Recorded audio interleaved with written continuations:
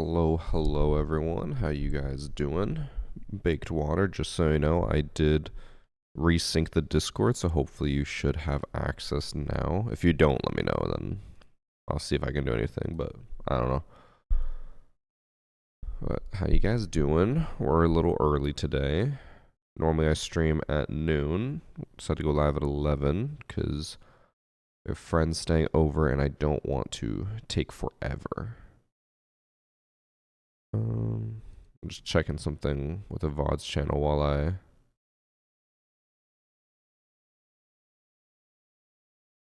What am I doing? There we go.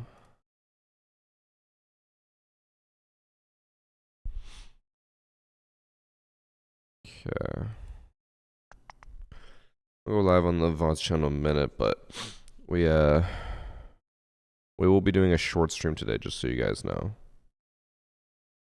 I'm still missing access. Try unlinking your Twitch account to your Discord account and try relinking it. I know people in the past have said they've had that issue, and then once they relink it, it works. Hopefully that will do it.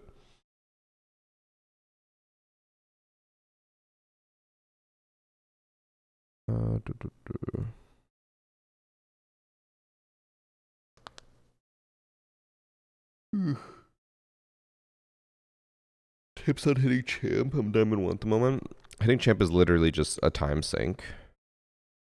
As long as you play enough, you will reach it. You should be willing to play enough.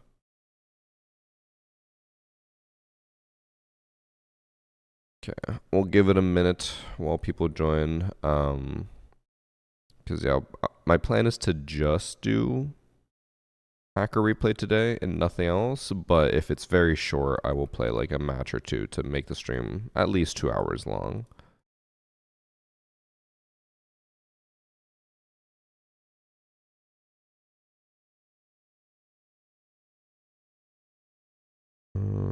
What day is it today? Today is Sunday. Oh yeah. So tomorrow I will not be streaming. That is the plan. Who else do we need? I'm here. Well, I would like to have a few more people. Also, fun little, I guess, info for you guys.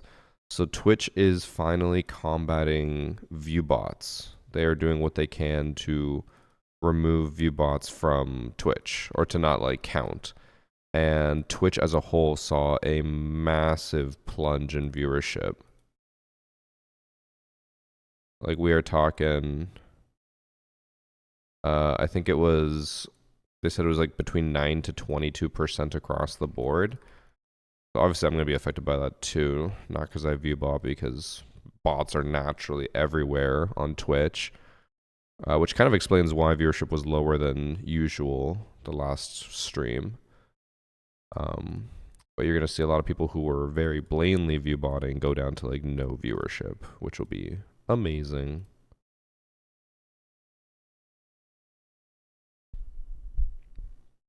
Do you know anything about shooting through shields on console? I'm sure if they exist, but it happened to me yesterday during rank. Could have been a bug. Probably another exploit that console players are just gonna abuse like crazy.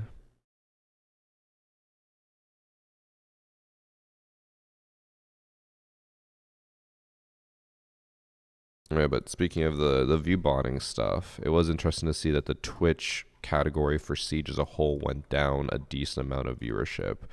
Whether that is from the view botting, like the bots being gone now, or if it is from just end of season, I don't know. But with it being so low, I'm gonna guess it's the bots.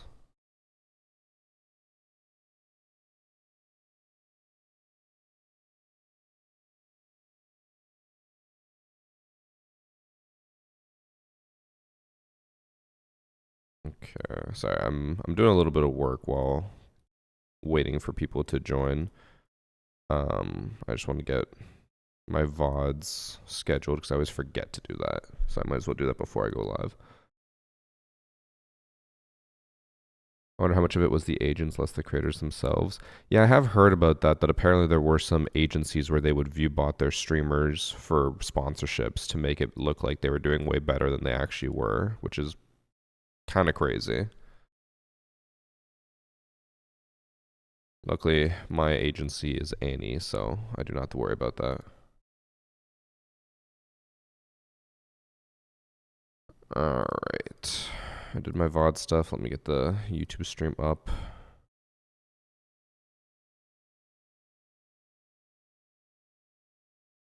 I think at the end of stream, we'll probably talk a bit more about what I'm going to do for variety this week and see what people want to watch. But I think it's very likely I'll probably play Expedition 33.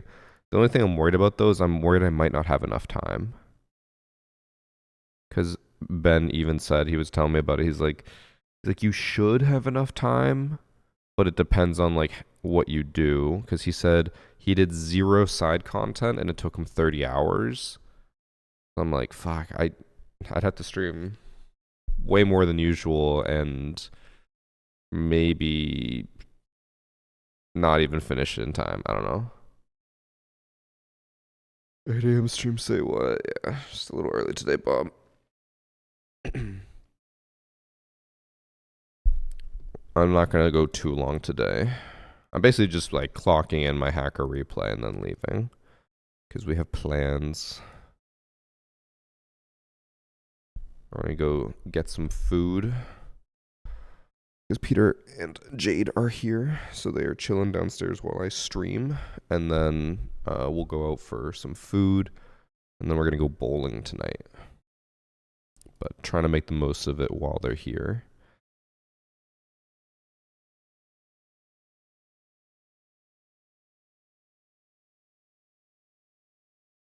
I woke up at 6 a.m. to have panels clean. It's 8 a.m. The guy has not arrived yet. Bob, that was always my biggest complaint about dealing with contractors. I mentioned it before when we had when we were changing the flooring, and the guy's like, I'll be there at 9, and then he showed up at noon, and I was like, bruh, like, you can't work. I have to start work in like 10 minutes. And he's like, why? I'm like, because you said you were going to show up at 9 and you showed up at noon. And he's like, oh, okay.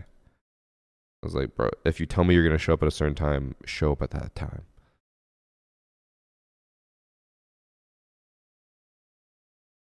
Goddamn contractors.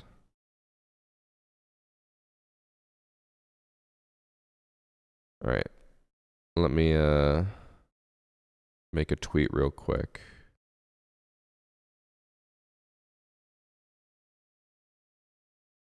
I'm trying to think of what I should tweet about. If you had to choose a different game to stream for a job, what would it be? I honestly don't know. People have asked me this before, but I think we're very lucky with how, even though the updates have been less and less content, like Siege actually offers a lot of content. You don't get that in a lot of other games. And there's also not many other games that I'm actually like that big of a fan of to play. And the ones that I have been a fan of to play have only gotten worse over time. Like I remember really liking Apex, but everyone complains about Apex now. And then like a really good game to make content in would be Valorant, but I don't like Valorant.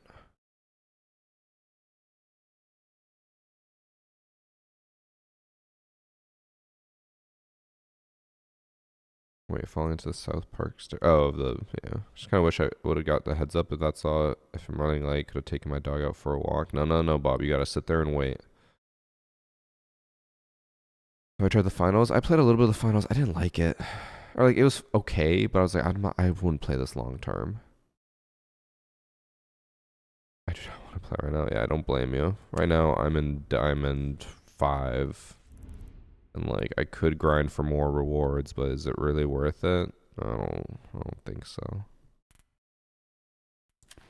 Tarkov. See, Tarkov though is one of those games where like I want to play it for like 2 months, and then after the 2 months, I'm bored of it and I don't want to touch it. So like I would hate to make content in it because you'd have to force yourself to play it for like 4 months each wipe, and then reset. I know they've added a lot more to keep people more engaged. Like you keep prestiging, so I think that would have some motivation to keep going. But I don't know if I could do that long term. We got a new Digimon game. Digimon is still alive? Really? Do I play any single player games on my own at all? Right now, I've been playing a lot of RimWorld. Oh, I did not mean to queue for quick match. Been playing a lot of RimWorld because it just had a huge update. But other games, not really. Most of the other games I play are multiplayer.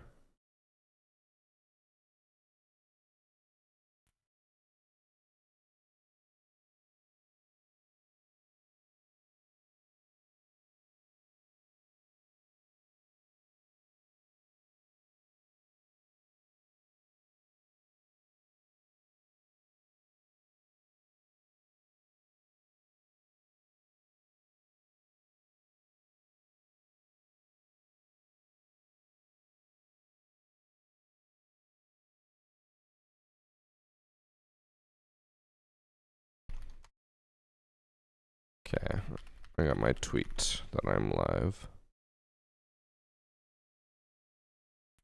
Got the tweet up. I'll probably give it like another 5 minutes, and then I'll start Hacker Replay. How's my leg? My legs are fine. Look at this short man doing Cyber a Sleuth short and stream. Hacker's Memory were great games. For Digimon? I'll believe you. Like the private matches between PC and console, you do another tournament when the new season comes out. I've thought about it. I've also thought about doing mix mash stuff of like one idea I had for the PC versus console would be to get one of like each rank basically on each team. So on like where is it? So on each team we'd have like a copper, bronze, silver, gold, plat and have them face each other. But then it'd basically just be the top heavy people fragging out like crazy, so. By the way, thanks for 17 months from Whopper. I'm really short man to a short stream. I am perfectly average. I am 5'10". Good idea. I feel like that would be boring to watch though, because it would only be the top tier people doing stuff. You know?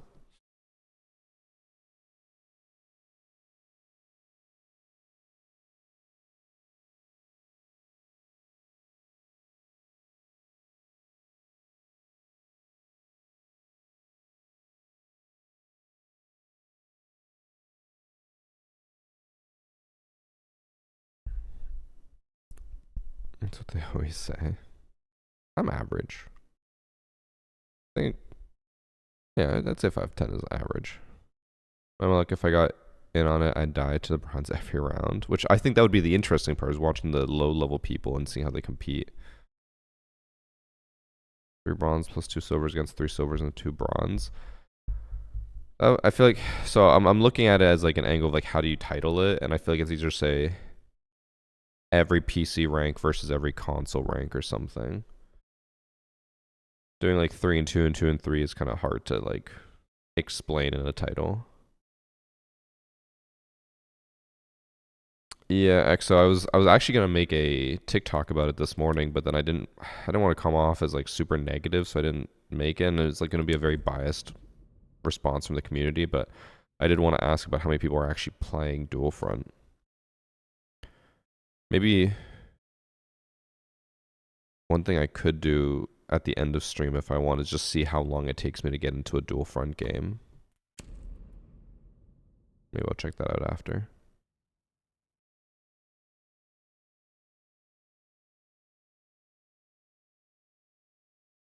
Your typical 5-star crew versus your chat of similar ranks.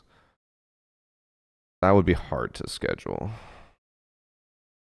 Another thing we could do is PC would be like console or like the content creators. So like, yeah, my group, and then we go through each rank, like 5v5, all the ranks. But that'd be a lot more complicated than say like when me and Priest did our 2v2s. But we could go through it. We could try it. I never play and I load into it instantly when I try. I also never played, so maybe there's probably some hidden MMR, and so whoever is trying to queue for it and can't find a match, maybe they're too high MMR. I don't know. Yeah, I was gonna make a TikTok about Dual Front and be like, is this a waste? Has anyone actually played it? But then like the TikTok community doesn't play Dual Front, so obviously they're all gonna be like, no, it's terrible, I hate it, which is kind of biased.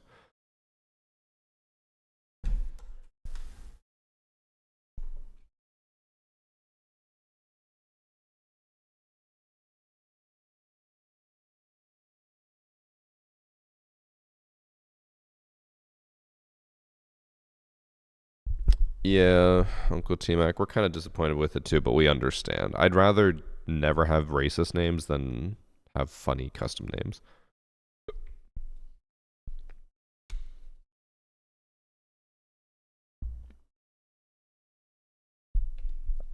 I thought a Siege Battle Royale type mode could be experimented with, but seeing how Dual Front is going, I don't know anymore. The thing is, like, how do I explain this as succinctly as possible? So the issue with modes like Dual Front, the concept of Dual Front is decent and it appeals to a casual community. The issue is that even the casual people in Siege don't want to play this type of game. The content that Dual Front delivers on is not the like same experience that you would have in a normal Siege match. So Dual Front is marketing to a group of people that doesn't necessarily exist in Siege itself.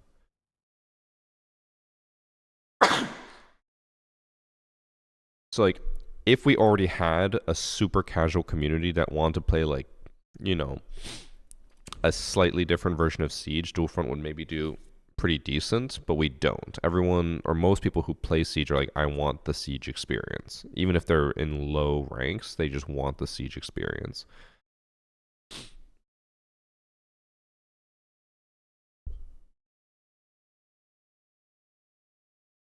Only pin the same name as my 5-stack are all 5 names based off each other. I would also rather not deal with races, but the AI voice monitor scares me with some words. Thankful for the after action report. Yeah, hopefully we will be able to report a decent amount, be like, hey, this is not right. Do you not think the gameplay loop of Dual Front is pretty boring in general? I do, but casual people won't, because like I also find the gameplay loop of battle royales to be fairly boring. I enjoy them from time to time, but like I just find the overall boring. Like spawn, loot, kill, die. Spawn, loot, kill, die. Especially if you get into a cycle of just spawning, looting, dying right away, then it's just even more boring. I'm like, I can understand. Right, I think that can be very boring, but then other people will look at them and they're like, this is the best thing ever. So I guess what I was going to say is Dual Front is catering to a demographic that doesn't really exist in Siege, and they're trying to be like Call of Duty. Call of Duty, I think, is the epitome of what they're trying to do, where you have like base multiplayer game experience, then you have Warzone, which would be like Dual Front, and then you have DMZ on COD, which Siege doesn't have an equivalent to, and then you have zombies. So like they're trying to have an all-in-one experience, but I feel like the people who play Siege just don't care about that. People who play COD want all these different options, or there's like it's such a big community that you can find people for any genre or game you put out. But Siege, you can't necessarily.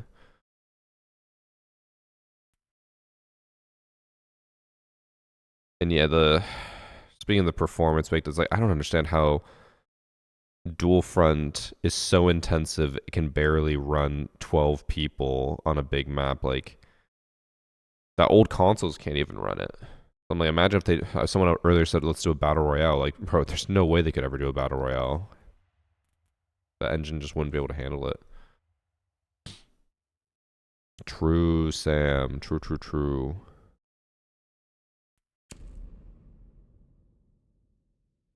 Have we played or chatted long enough? Was it time to do hacker replay? Tesla and CJX came out. Everyone was complaining about how intensive Dual Front was. Yeah, I heard consoles sound like jet engines taking off. I should be. Welcome to the streamer Slack. When you continue console versus PC, I might try to do it more next season. I did it only once this season. I just haven't had time. And like, I don't know, summer has just been so busy for us. This is the last thing I'll say before we get to hacker replay. Like, summer we've had people staying with us multiple times. It's just been like, we've just been very busy. So I took a lot of Saturdays or Sundays off, which then affected my schedule, or I didn't want to stream a lot on a weekend because we had like company over. We've had parties. We've been going to parties. So it's just like we just had a very busy summer. And then maybe once we get back into like the fall and winter routine of like just not doing anything, then I'll probably do a bit more PC versus console. I just forgot I gotta do one more thing before we actually start Hacker Replay.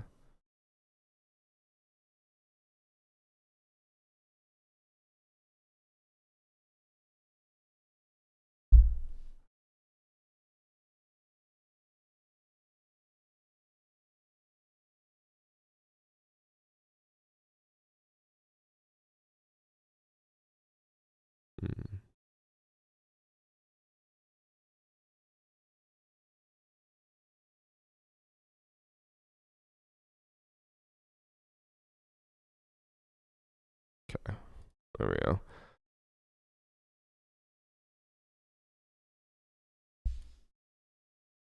All right, chat. It is Hacker Replay time. This is the second last Hacker Replay of the season. I will still do one next week. At least that is the plan. But it'll come out in the new season. That's how it always works because I do Hacker Replays on Sunday. They come out on Wednesdays, and the new season's on Tuesday, September 2nd. So Wednesday will probably be Hacker Replay.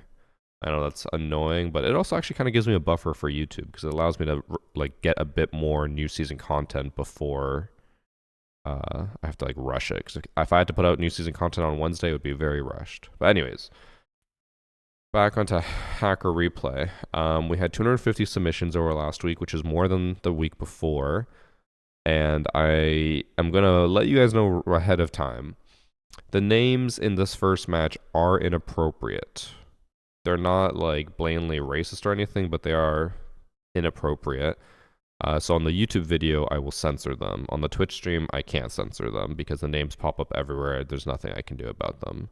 So I apologize for the names, but we have a new exploit. Do you guys remember the Dokkaebi unlimited calls exploit?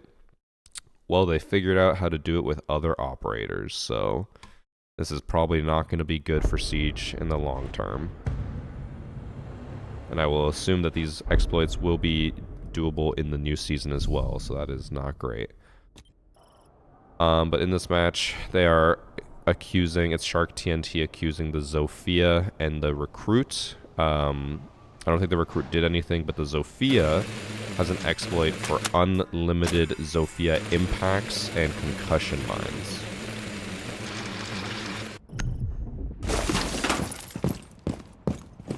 Oh, wait, I should use one here. No, that was the impact run out. So, she did use one impact at the bottom of yellow. You can see in the bottom left, she has one impact, 2 concussions. Now, watch this. As you can see down here, it has gone to 483 impacts, 483 concussions. Which is the same thing that happened with Dokkaebi, where it gave her like 99 of them.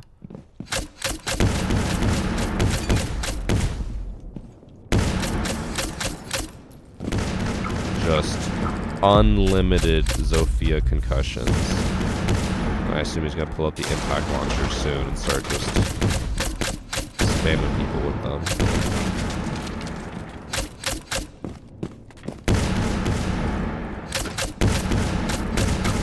With the Dokkaebi one, I kind of understood how they did it because you could like use a lag exploit to cause it to happen when you're hacking a phone, but I don't know how the fuck they did it with this.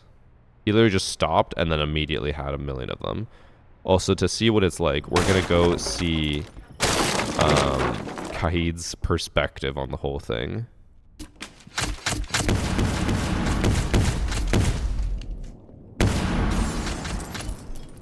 Probably like, okay, that was a little buggy, a little weird.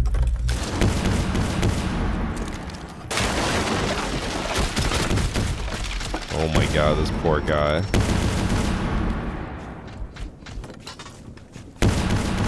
It's funny that most of them aren't actually hitting him. He tries to peek out. Oh, and he's getting the line scan here as well. Bro, this poor guy. I guess epilepsy warning. We'll stop watching there, but that is the experience dealing with that.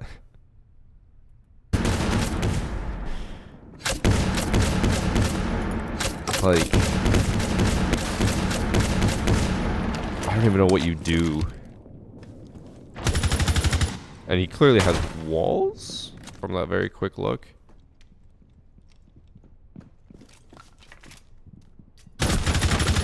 Yeah, he clearly has walls as well. I'm honestly shocked that he is not with his walls. He could just use the Zofia impacts and go below and hit them through the floor a million times and kill them. So why not do that? Instead, he's just spamming them with concussions.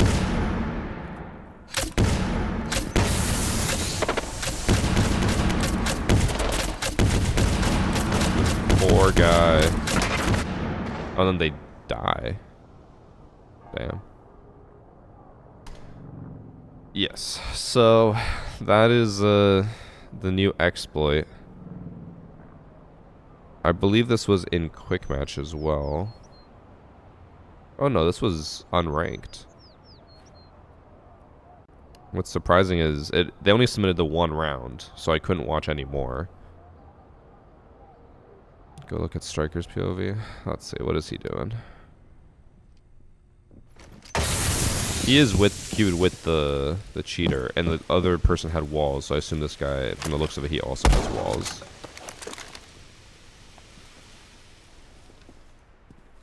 I don't think that this is just an error in rendering destruction. I assume he has walls. I just love dicks. So yeah, new fun little Zofia exploit, and I would assume since they can do that with Dokkaebi, and I would assume since they can do that with Zofia, there is no limitation to who you could do that on. Now, I do know before I had a submission, but it was an incorrect submission, so we never got to watch it. Someone did tell me that Doc had a very similar exploit where you could just infinitely stim yourself over and over and over again. So I would assume that whatever this exploit is or whatever this cheat is that they're using just works for all of them. I'm not saying I want to see this. But Capcan with this would be insane.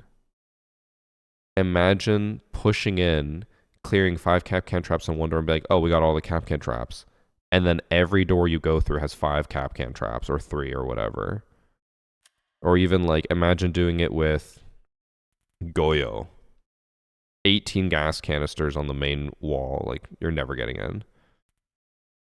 So, I don't know. I'm sure with those operators, there's more limitations. The game probably has something in place for that, but for, like, launchables or, in Dokkaebi's case, like a callable, maybe they don't. I don't know. So, that was the first cheat, or first match.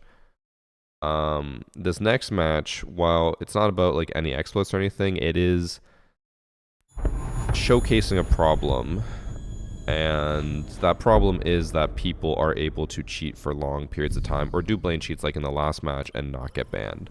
I understand for the last match it's hard for Ubisoft to like track new cheats, like unlimited gadgets, but it, you know, shouldn't be impossible for them to track. In this match, we have someone who apparently has just 100% headshot rating on the season and 100% win rate in hundreds of matches and still has not been banned. We have Simi, Tiimy, who's accusing Doki.G2. And he said that in the last match he played before this, he had 27 kills at a 100% headshot rating. And apparently just like crazy high win rate. So blatantly cheating. Or should be.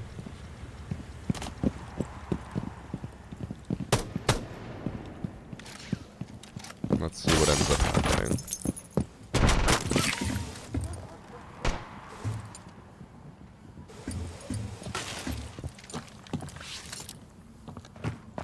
So far, if he is cheating, I'm surprised he's not like just sprinting in there and killing everyone.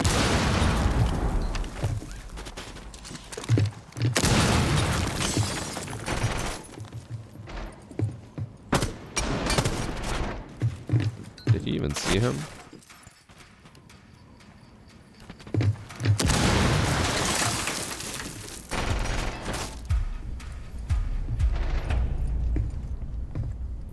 He barely saw, like, a bit of her hair, and he was moving his aim down before he even saw her.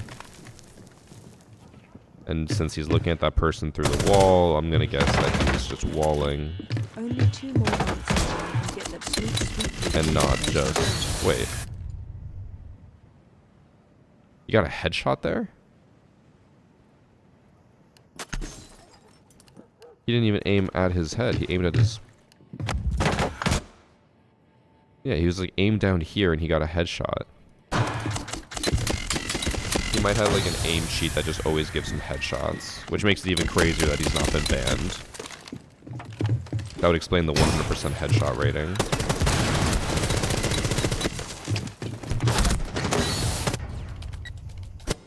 And he does this for 4 rounds. Thanks for the 34 months from Non-Toxic and 2 months from Warlord Inc. Thank you. Only 2 months more until I can get that sweet, sweet VG logo sub badge. Let's go.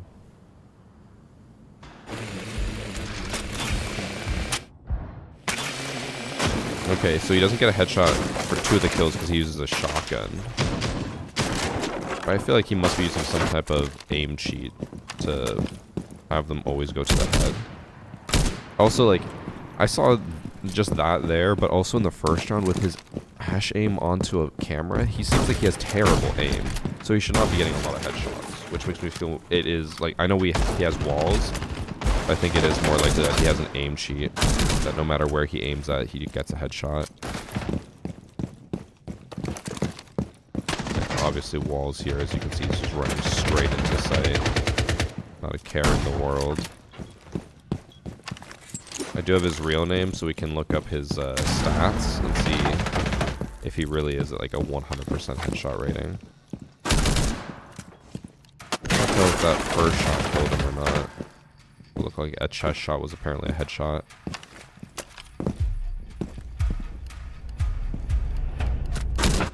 No, that one was an actual headshot.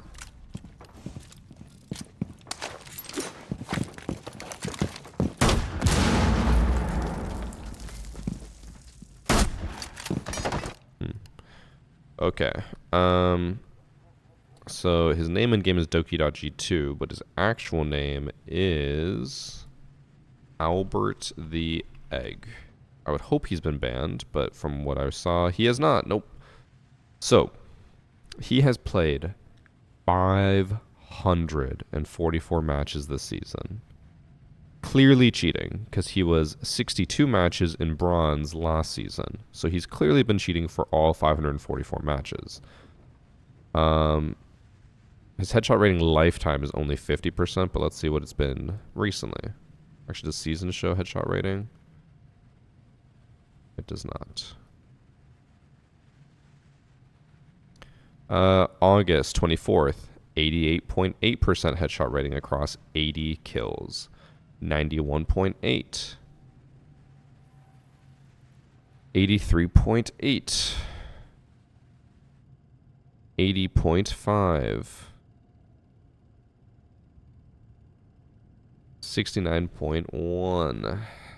As you can see, I assume he was just getting more and more accustomed to his cheats because the headshot rating is slowly going up over time, but now we're at the more normal mark, 50%. Okay, so he only started cheating, at least blatantly. Because he could have been cheating before this, but trying to be more subtle. Started cheating 4 days ago, and he went from gold all the way to diamond. And then in those 4 days, to give Ubisoft maybe a little bit of, you know, benefit of the doubt of how quick they should be banning him, he played 6, 28... total matches so far. 40, 58, and then 58 plus 26. That's 64, 84 matches. So he played 84 matches in 4 days, blatantly cheating. So it's not the full 544, but 84 matches blatantly cheating and not banned is crazy. Like, how do you not catch that? And then it looks like he's been playing with other people that he's boosting because they have negative KDs and are now in high ranks. Hubert the Egg, Gerbert the Egg, Gilbert the Egg are obviously ones that he is probably boosting the most. We'll see his number one played with. Went from Copper but barely played to Emerald. But probably same boat. Bad player starts cheating or playing with a cheater. So my question is, like, Ubisoft has stat bans. People are always like, oh, but if they're using like different types of cheats, they might not get caught. But like, stat bans exist. And I think if any person suddenly jumps 5 ranks with a 100% headshot rating, they should probably just be banned instantly. But instead, they are not. 84 matches at a near 100% headshot rating should be obvious enough.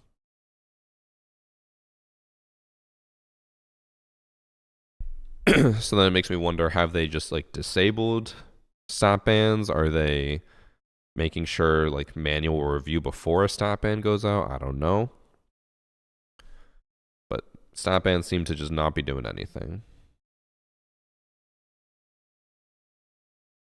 Probably using DMA cheats. DMA cheats would not circumvent stat bans.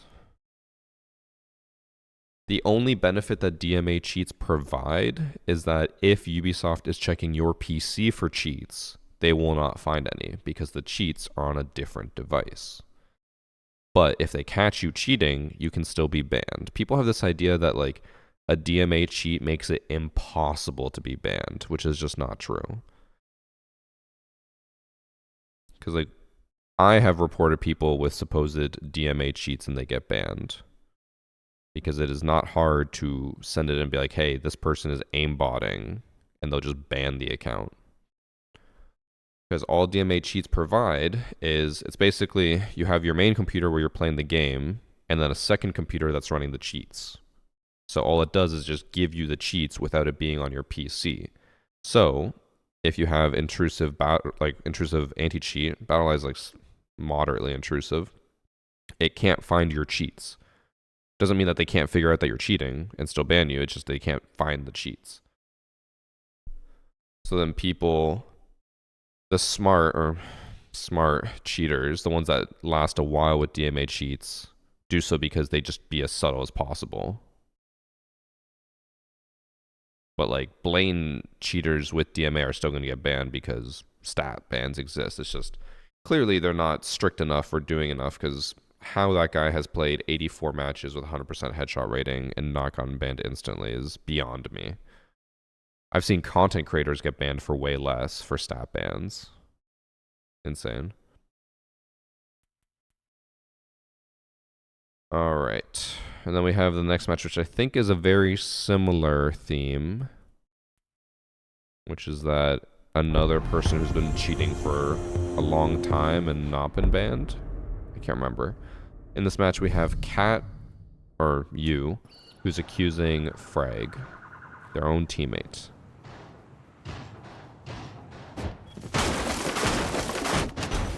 Can't remember exactly why they got reported. I think it was for just being blatant and still not banned, but we'll see.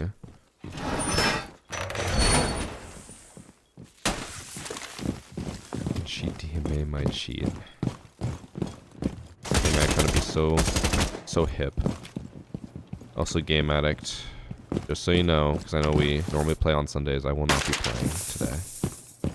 After Hacker Replay, I will be heading out. Peter and his girlfriend Jade are staying with us this weekend, and today we're gonna go do things, so I'm just doing a short Hacker Replay stream, just so you know. If I'm not mistaken, I just saw it here while I was yapping. He aims right at the person in cafe through the wall, like locks onto him, and then looks away. Yeah, he didn't really do a good job of hiding it. Take them rock climbing? I am not. I actually went rock climbing yesterday, and went to a new gym. Didn't get a whole lot done, but it was fun to try something new. So, clearly cheating. Not even really trying to hide it, but not necessarily doing the same types of cheats that we've seen so far. Because it looks like he's still kind of bad. So he has slow reaction time, and he has lack of map knowledge, because he doesn't know where people are.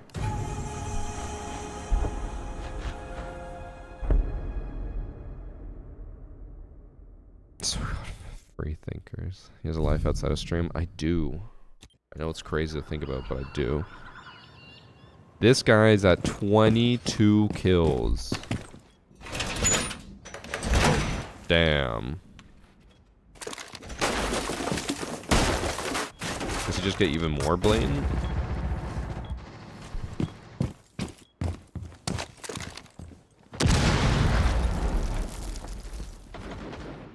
Why is he pretending to look up? He knows no one's up there.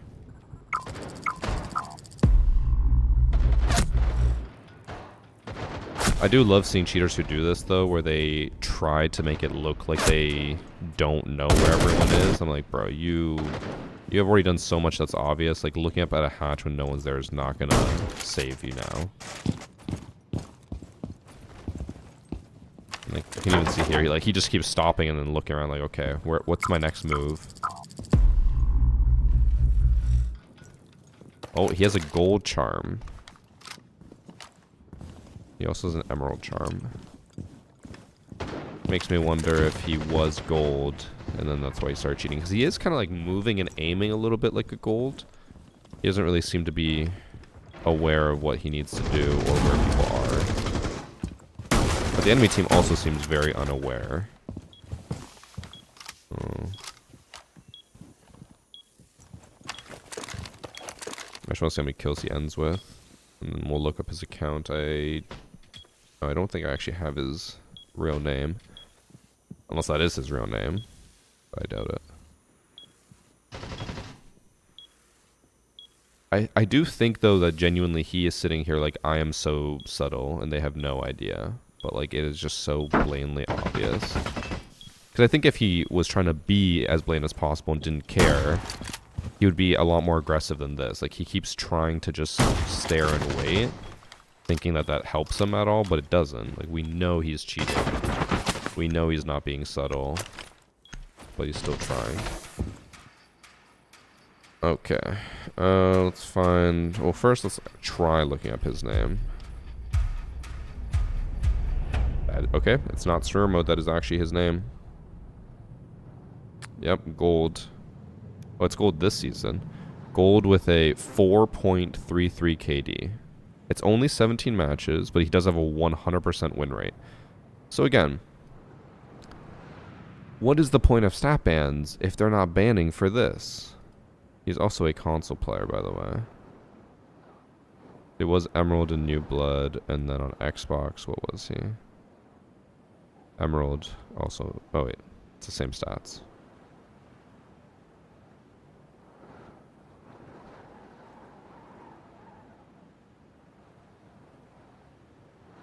So he only played 3 seasons on console and then switched to PC and just started blatantly cheating. Like, what is the point of these stat bans if they're not going to use them?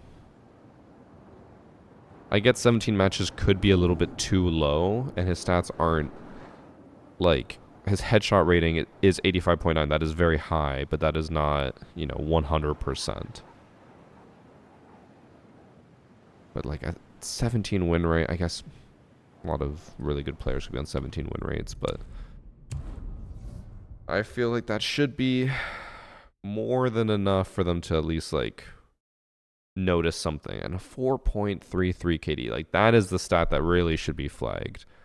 I know it's low matches, but 4.33 KD I don't think is possible beyond, like, the first 10 matches. They care enough to keep the game above water and still making a profit, but anything beyond that isn't worth it. See, I disagree with that. So, I do have a bit more of a soft spot when it comes to the anti-cheat team after, like, meeting the anti-cheat devs and talking to them and learning a lot about what goes on behind the scenes and how it works. So, like, I understand a bit more. That doesn't you know, exonerate them from all like, why aren't they doing this? Why aren't they doing that? But I do understand it more. I don't agree with the take that Ubisoft just doesn't care. I think Ubisoft cares a lot about Siege because Siege, some of you might not know, is like the only game that they have that actually makes them money. They have installment games like Far Cry and Assassin's Creed that always make money, but those games come once every like 3 years now, and they take hundreds of millions of dollars to make. Siege costs way less to maintain and makes them so much money. So they do care a lot because they're like, we need this game to be good. We need this game to survive. Otherwise, the company goes bankrupt. So why is it still bad then? Cheating as a whole is evolving. I know people don't really think about it, but cheating has gone worse because cheating has gone better in a sense. So you're facing more cheaters because cheat development has gone easier, faster, and more adaptable. We're also talking about a 10-year-old game that is going to struggle to keep up. At the end of the day, I think everyone can agree that if we were looking at it like a race car, no matter what you do, no matter how much money you sink in, and no matter how much you upgrade, a 10-year-old car will always be beat by a brand new, top of the line racing car. Because a 10-year-old car has older equipment, more limitations. A new car can have the newest technology possible. You don't have to worry about it. And you can't just add that new technology to the old car because it's old. Some stuff isn't compatible. So really, like, the only way to fix that is to completely build it from the ground up as a brand new car. Start from scratch. But that is hard. And I know a lot of people, including myself, have argued that instead of Siege X, they should have just made Siege 2. I still think that that was their biggest mistake, was just trying to upgrade the current game as opposed to just remaking the game.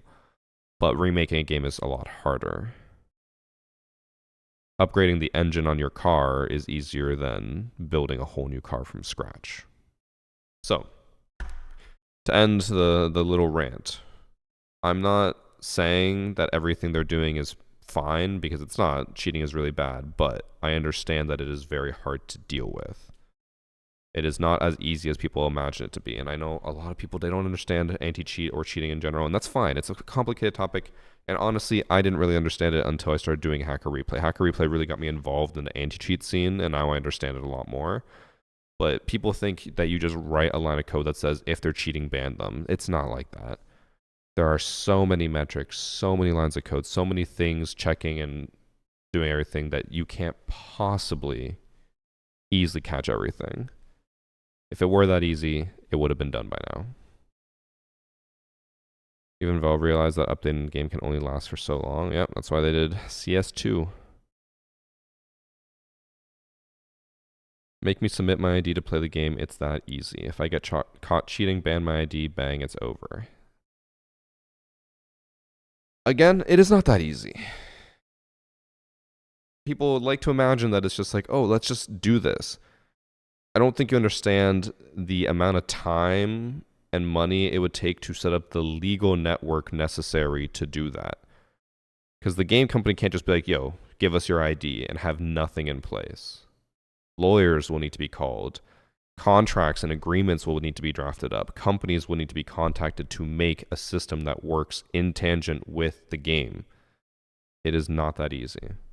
And then on top of that, you have concerns. You have people worrying about privacy, worrying about data breaches, worrying about their identity getting stolen because a game company might not be the best company to hold on to your information like an ID. It is not that easy. And then at the end of the day, if they end up going that route and they spend all this money and time doing it, and then people are like, fuck that, we don't want to hand over ID, they just kill their own game. So again, it's not that easy. And if you guys are sitting in chat or on YouTube watching this in the future, and you've ever had a moment where you're like, oh my God, like, I have an idea. Why didn't they just do this? The devs have thought of all of these ideas. They have talked over everything you're talking about, and either it wasn't worth it or it would be too hard to implement. If it were just that easy to come up with the idea that fixes it, they would have done it by now. The same mentality can be applied to the group of guys sitting at the bar talking about world's problems. It's like, yeah, if leading scientists in the world can figure it out, luckily 4 guys at a bar who are drunk can. It's like, obviously they don't know what the fuck they're talking about. So, that is my little rant about anti-cheat and development and all that. It is a very complicated issue. We cannot even begin to pretend that it is easy because it is not. But we're going to continue on with more matches.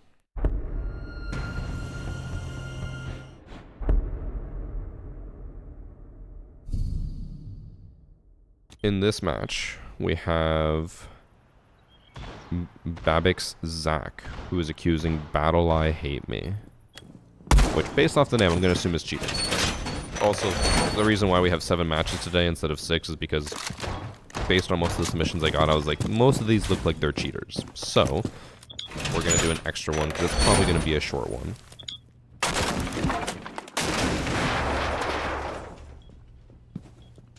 What charm does he have? Is that the, that's the Iron Maiden one, I think?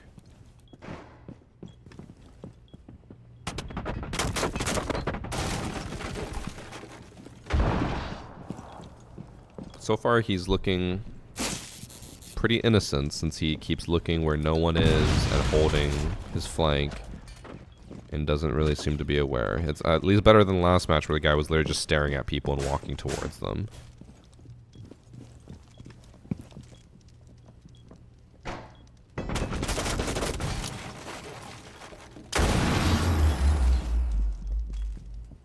I don't know why he's holding the door that Doc is on. It's kind of a waste. They're doubling up on a door that he can't even really do anything if the guy pushes. I think he's actually about to get pushed in the back and does not realize it.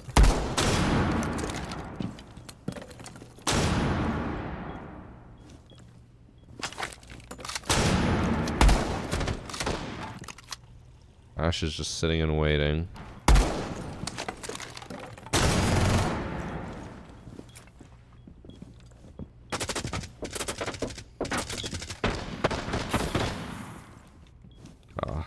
I know he has no way of knowing this, but if Ash had just pushed in while Mira was distracted, probably could have got 3 kills. Oh my god, that aim. He hit Thatcher, I think, twice. He thinks Ash is on the left because Ash just breached the wall. And he didn't see her on the right, so he thinks it's clear. I don't... On first glance, I don't think this guy is cheating. The aim looked like a cheater aim because it was really bad. But I don't think he's cheating. Or at least no walls or anti-recoil or anything yet. I could understand seeing that being like, oh, that's suspicious, but like... I think that was just lucky timing on his part. We'll see. We'll watch more. Maybe he turns it on later. I don't know. Also, this is completely unrelated, but it bothers me every time I see it. I hate how dark the Goyo is here. It is pitch black when you place it there. It didn't show the name from what I saw, but I did see that they reported someone in the top right. I don't know if they just reported him off of that. Because, like, sure, he got a good kill on the Ash, but, like, that was pretty lucky, I would say. Like, he swung multiple times, never saw him, and then swung one time and killed him.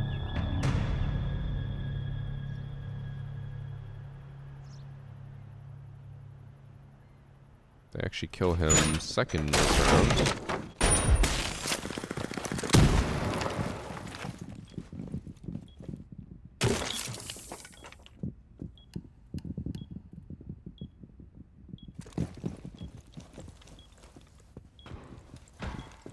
He's not even holding like a good position. He's just sitting in the middle of the room.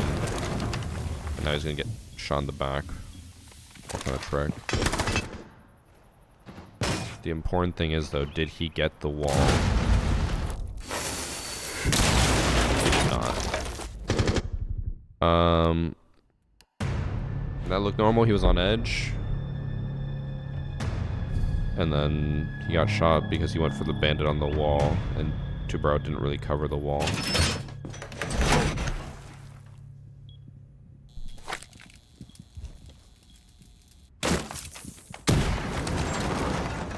I'm just seeing some good bandit trick in here. Just kidding. I don't know how he fucked that up.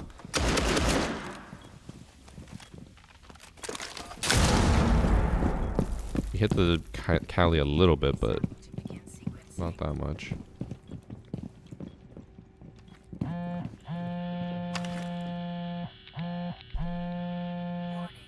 Unauthorized animus use can lead to lasting neurological damage. Do something.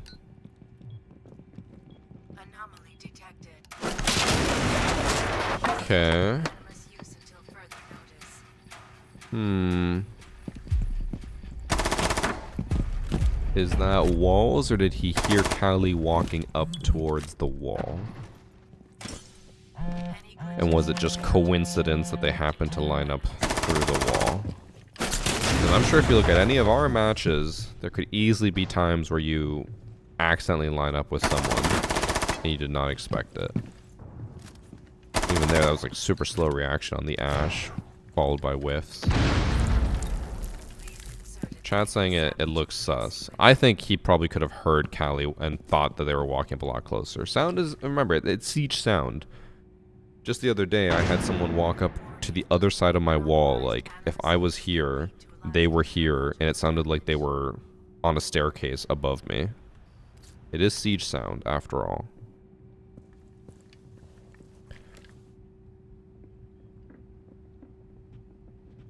That looked like a reaction as well. He also had a slow reaction on the Nomad, but a reaction nonetheless.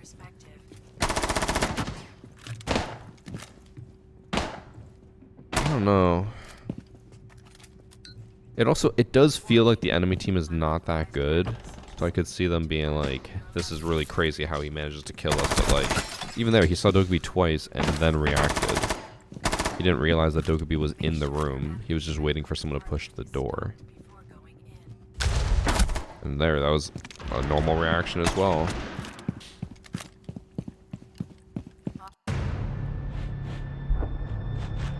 What round did they say he was cheating on? I don't know. I normally don't write down that information because I don't want to be like, oh, don't worry about anything until this round. I try to like go into it a bit more blind. Unless it's one of the flagship matches, then I'll usually download or write down more information so that I know what to expect. Press H, you can hide. Yeah, I know you can hide the outlines, but I think having the outlines gives us more of an idea if they actually are lining people up. Because otherwise, maybe he's just aiming at a wall. I don't like turning it off unless we're trying to, like, repeating a moment, looking at what it looks like normally versus with outlines.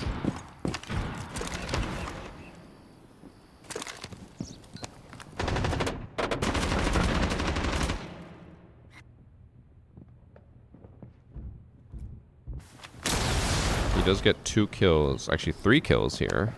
All headshots. I haven't really been paying attention. I don't know if most of his kills have been headshots or not. So accidentally scored there, but it looks like he set to just walk in because they are bandit tricking. They don't really have anything to deal with that. I mean, they do. They have a Zofia, but I don't think the Zofia knows what to do.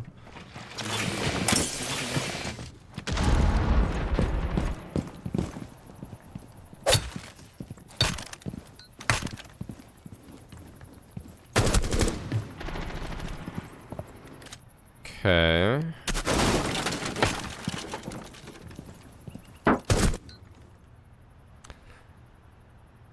When you combo what he did with Cali and this, it's starting to feel a little bit more like walls, but if he knows the lineup, you just pre-fire that. That is common in the higher ranks. However, I don't know if I can say that he feels like a higher ranked player. So, was this like a skill shot? Could be lucky as well, but he doesn't play like a skillful player, so. And that was free. Doc wasn't even looking at him. Then he trades. I don't know.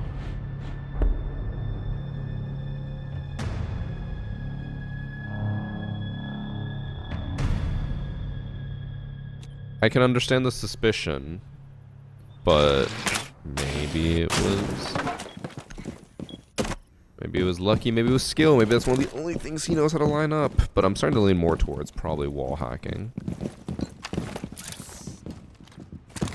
Thing is, at the beginning, we have to acknowledge he did seem to be lost and not know exactly where anyone was. Like when he was in that mirror round, he kept looking at people that weren't there.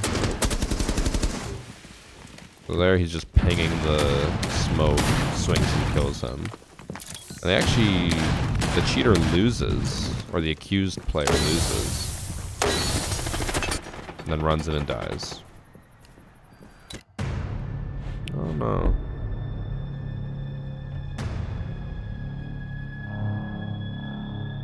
He leaned pretty deep there to look for that last guy. I mean, to be fair, on the rafters, I know what you're talking about, so. When he was pushing up into here on rafters, if this wall is reinforced, this door is castled off, and you already killed the guy on pillar, like, is there really much more for you to look at other than deep here? Like, a lot of people push into rafters and they hold the deep angle, because you can also see to this door. If someone's running back to site, you can kill them. But I don't really think that that is that crazy to look at that angle.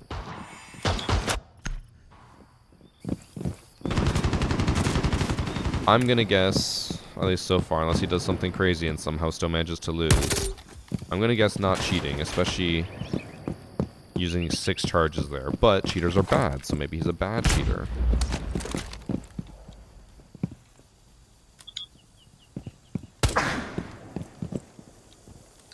My allergies have been so bad last week. They were so bad that I thought that I was sick. Because I've just been so sniffly in my throat. I've been so raw. Ugh.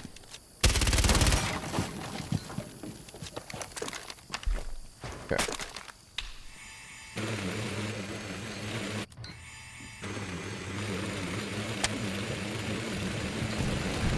He didn't see the guy in main lobby, now he did.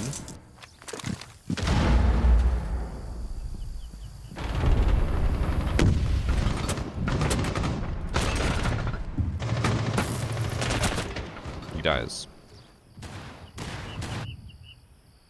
I'm gonna guess not cheating. Could be a bad cheater, but most of his reactions and like positionings were perfectly fine. Let's see his stats. Diamond. Champion.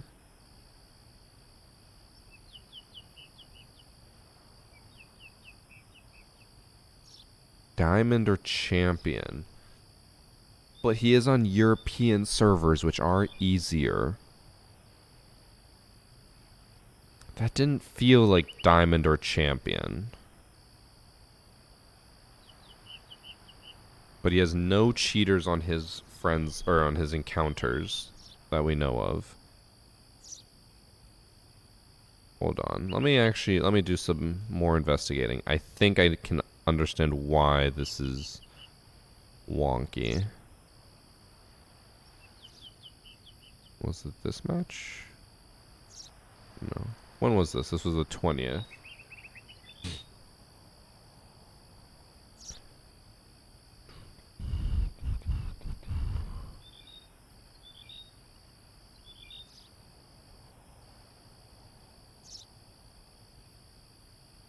Okay, here it is.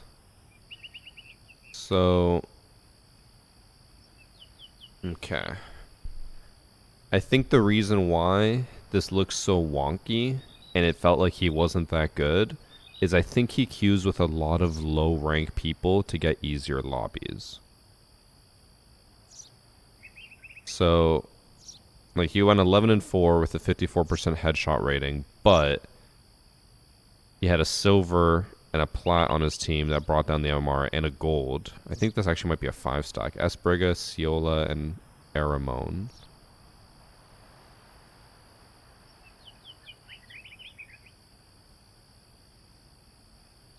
I actually don't see them. I should have just looked at their encounters.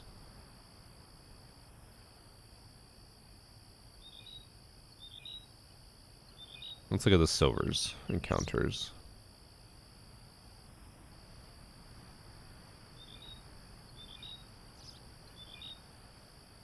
Okay, he's played with him a few matches.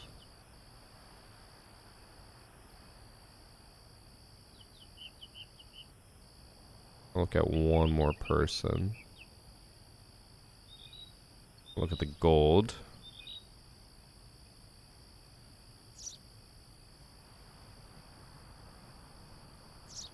Doesn't look like he's played with him. I actually played with him maybe 4 matches. Okay, so here's my guess. I don't think he's cheating. I think he only plays with lower level people or lower rank people, and so he gets easier lobbies. There's also the possibility, though, that he actually doesn't seem to queue with that many low rank people and just gets easier lobbies, which is why everything seems so wonky. But if you look at his encounters, like, he's playing with a negative KD champ, a negative KD platinum, and a silver. Like, it feels like he's just playing with people who are not that great. And a bronze, a 0.5. Could be just friends. He could just be playing with people he knows, which is perfectly fine. But it gets him into easier lobbies. I don't know if I can believe that he is a champ or diamond player himself, which, if he plays with low rank people, it would inflate his rank, which makes complete sense. I just don't know if I don't know if I believe his rank himself.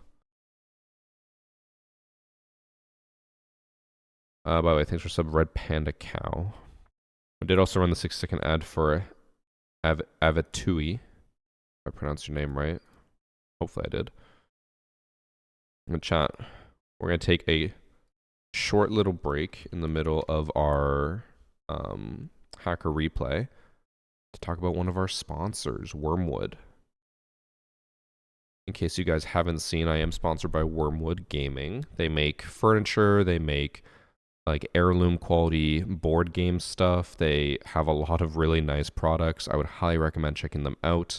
If you are looking for furniture, I would say that this is probably some of the best you could get for like quality, longevity, and it's just a really cool wow factor. As you can see, everything clips into the table or like magnetizes to the table. It's meant to be both like a dining table and a board game table. You have these slabs that just go on top to conceal it back up, and then it just goes back to being a normal table. They are, the furniture is only available for the US, though. You cannot buy the furniture outside the US. But if you're looking for just some other stuff, they do sell things like dice. So they have their D20s, their, or like, you know, D&D dice, the general dice you need. They also have other accessories that you guys can look at. If you want to order the accessories and stuff more internationally, you can use the code, I think it's Varsity10 for $10 off. Yeah, Varsity10. And then if you're looking to order like furniture stuff in the US, you can use Varsity Ship for free US shipping. The small stuff ships internationally, but the big stuff, like the furniture, is US only. You said you have one? Yes, I do. Are there anything that sticks out that gives it away when it's all packed up? What do you mean by that? Anything that sticks out? Explain what you mean, and then I'll answer as best as I can. Sponsored by Old People Furniture. Time has flown by. Yeah, it is a higher end product for, you know, more adults. I know people in chat are younger. Some people in chat are younger and would not be looking at furniture, but if you're an adult looking to buy something good for your house, highly recommend it. Wormwood, like the quality we got from the table is just amazing. And they did a bunch of tests. I included it in my sponsored video. They literally did tests where they tried to break the table as much as possible. They had, I think, 7 people stand on the rims and it didn't break, which is crazy good quality. When it's assembled as a table, is there anything that shows that hints it's more than a table? Other than like the creases or like the lines? Not really. You wouldn't know that it has that underneath unless you were to open it up.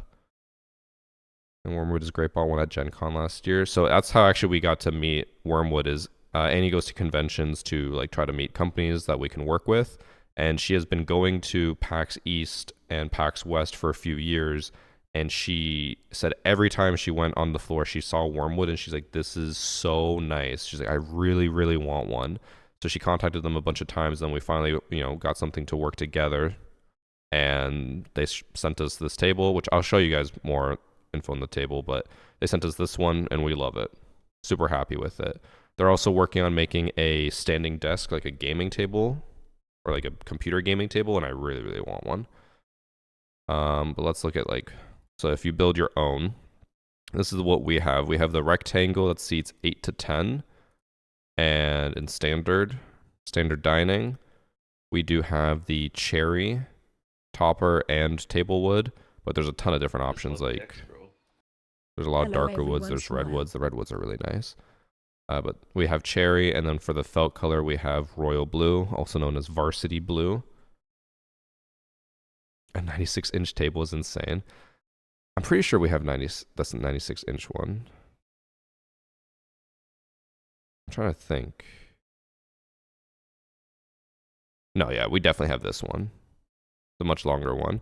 Because our other dining table fit for 8 people. And we're like, well, if we want to replace the dining table, we should get, the same size. So we got this one. We love it.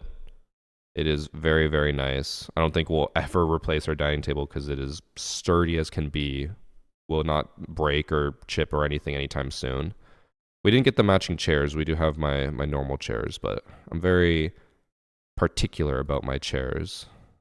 We also spent a lot of money on them, so we're like, I want to keep the chairs. And then on top of that, the modular table, they also have the prophecy table, which I think this is insane. Bro, I don't know how many of you guys play a lot of board games, but it's like the main point is like this is obviously a dining table and a board game table, and you can put your board games on the vault.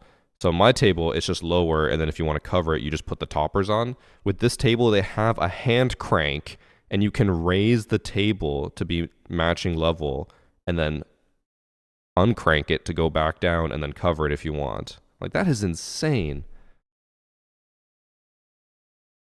All wood, natural, yeah. So that was also the other thing. I know this is the adult part, but one thing you learn when you're an adult and you start buying furniture, a lot of the wood you get is just like particle board with like a wood cover on top to make it look like wood, but it's not. Like, these are actual like full chunks of wood, and like the quality of it is just insane.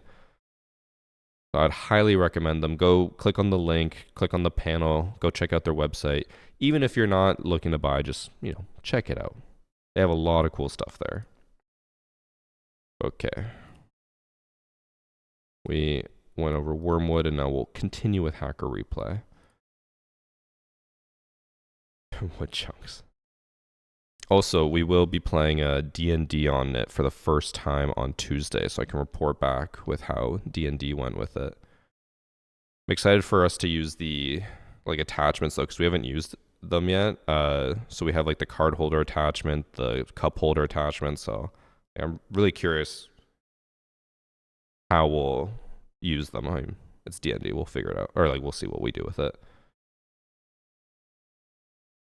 By the way, thanks for sub Alezi and Diesel Schnuffler, the 5 months. D&D with Priest? No. I have a friend group from my high school that we play with. Like, friends from high school. Office table is the most expensive wood is $40K. Jeez. I mean, it is higher end, and the point of Wormwood is that it is heirloom quality that will last you a lifetime. And this is the last thing I'll say before we fully get back into Hacker Replay. When Annie and I were getting furniture, we bought our dining table because it was cheap, because we were like, man, dining tables are kind of crazy. Some of them are up to $10K. We're like, do we want to spend that much on a dining table? Maybe not. So we bought the cheapest one we could find that was large enough. It was $800. It served us well over the years. And I was always like, man, we only spent $800 in super good quality. Why would we ever spend more? And then when we were taking it apart to put the Wormwood table in, I looked under and I was like, the screws that are holding the table together literally just fell out. They weren't in the table. And I was like, we never realized that because we just never would look under there. I'm like, this table is shit. Like the table we had literally was falling apart and we had no idea. And it was a big hefty table as well. So if that, like, if the tabletop fell down, that would have been a calamity. It would have like scratched up the floor, probably killed one of the cats. I'm happy we have a actual high quality table now that won't just fall apart randomly. And it was also, by the way, last thing I'll say now. It was super easy to build. I built it completely by myself. Annie helped me like flip it, and that was it. But it was super easy for me to build the wormwood table. I was worried that it was gonna be very complicated, but it was like Lego. You just put it together, flip it over, you're good. I'm also too cheap to buy one. At the end of the day, Ollie, I always say you get what you pay for. Someone said it the other day where they said, buy nice or buy twice.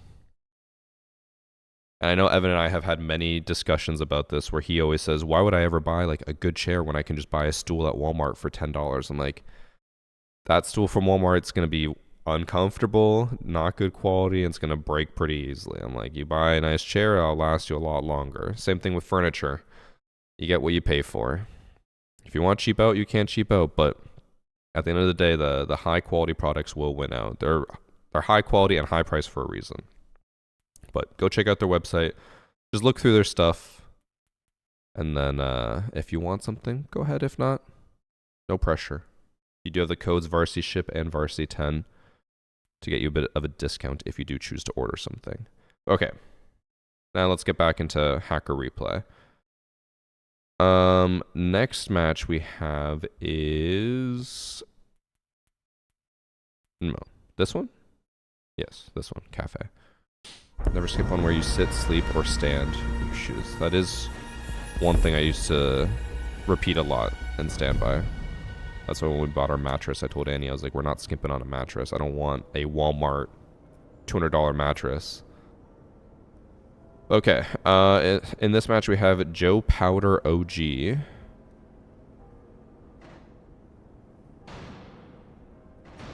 Wait. Who's accusing... June Fent. But June Fent's the one who submitted the match. Did I get it backwards?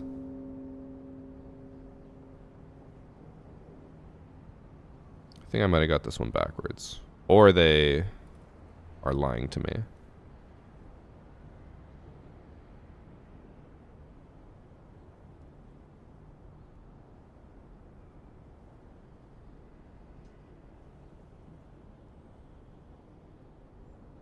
Oh.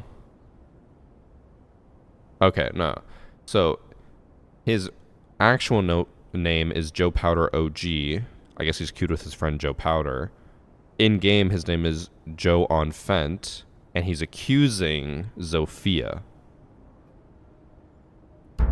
The Brixer? I don't know how to pronounce it.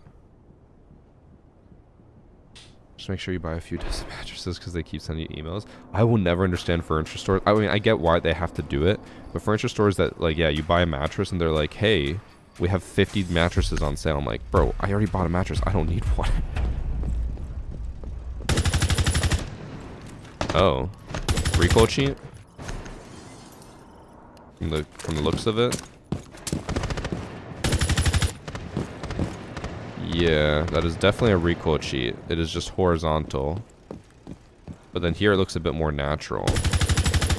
Oh, it's still bad. Or like still pretty blatant. But he definitely has recoil cheats. He's also running ectoplasm skin, which is somewhat rare. I think you can buy it on the marketplace though. And then chroma streaks with a diamond skin or diamond charm.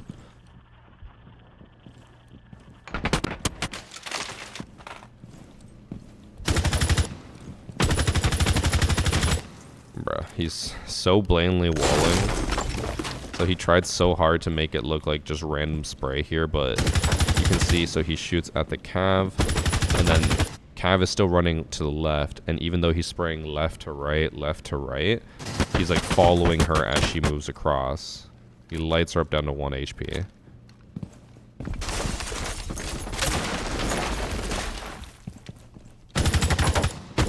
So, pretty obvious he's cheating.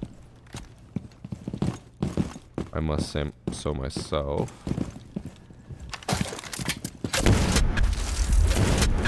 So this match is also, I guess, another one I downloaded to showcase that, like, stat bans need to start doing something, because we'll look at his stats in a minute, but they are very, very high. Ideally, this match was from a week ago. He should be banned by now. But it is Siege.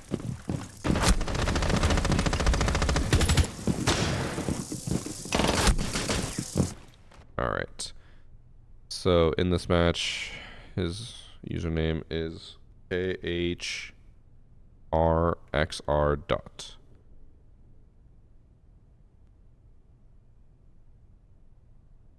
It's only 400 credits for that weapon skin he had? Oh, I thought it was way more. He is currently in champ with a 1.7 KD and a 70% win rate. Let's see what his headshot rating is. It should be pretty high given that he has no recoil. 100%, 100%, 100%. He has so many 100% headshot matches, but they're always on the lower end of kills. So I think my guess is he's intentionally trying to, like, keep his headshot rating reasonable so he doesn't get flagged. But he has 90% headshot rating in a 19 kill match. 91 in an 11 kill match. Like, these should be flags for sure. I don't think it's possible to have above, like, a 75% headshot rating once you go, like, 12 kills or more. It's just not going to happen. You'll wallbang someone, they'll be down, so then you finish them when they're down. Most people don't go for a headshot.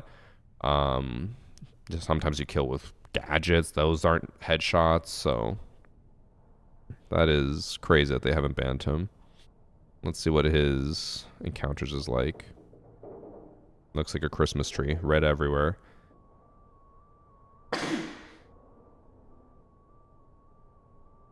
Definitely has unlock all as well. Probably. I mean, let's look at his seasons. He had a diamond charm from, like, 2 years ago. Or longer. What was it?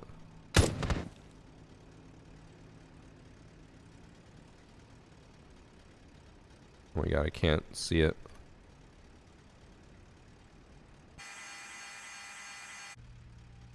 What season is that? I think that's the Zombies season, isn't it? But either way, he only played in the last 2 seasons before this, and neither of them had this charm. So yes, he does have an unlock all. Surprisingly, he doesn't have any skins on his operator.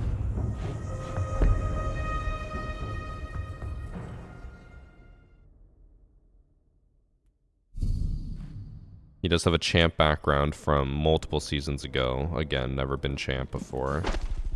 And yeah, he runs that on everything. Okay. Oh, it's Dread Factor? That does make sense. That did look like Fenrir's gadget. So yeah. Unlock all, no recoil, walls.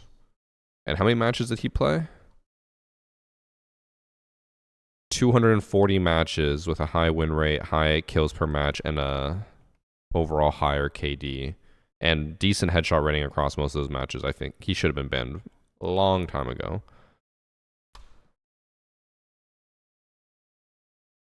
Alright.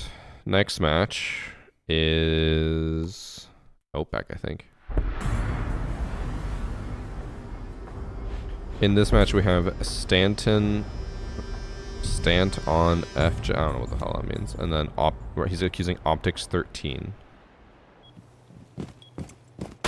This does look like it's another very Blaine match. This is, again, why I chose 7 matches, because I was like, this is probably going to go by very quickly. People are just not hiding it. It's end of season. People don't care anymore. They will be blatantly cheating in every match they can. Because there's also a belief, I don't believe it to be true at all, but there is a belief amongst cheaters that if they cheat at the end of a season, they can't get banned in the next season. They basically think that the last week is a completely free chance to just do whatever you want with 0 punishment, like a purge week. But I don't think there's any reason to believe that to be true. I think the reason why they think it's true is because by the time the reports get read and stuff, the season will be over. But like, it doesn't matter. They can still ban you and see that you've been cheating from last season. I don't know where the idea came in. There's also, I guess I'll talk about it a little bit now. I've been seeing it a lot on Twitter. A lot of people are under the impression that forfeiting a match or surrendering a match against cheaters prevents you from getting rollback, which is just so not true. By the way, I thought it was very obvious that he was cheating, and he's only 5-4. What happened?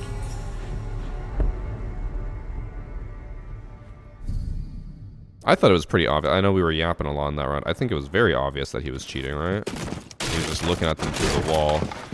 Tried to kill that guy on the roof, but then the guy on the roof was running away, so he never stopped looking at him.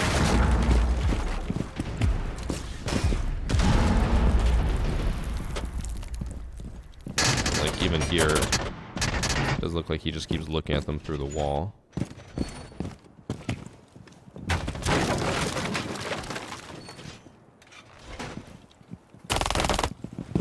Bro, what is he even aiming at here? He walks out, looks to the right, but he's aiming at the truck and then just flicks to Ying's head. Like, he's aiming so far away and then just flicks over, kills her. I think he's definitely cheating.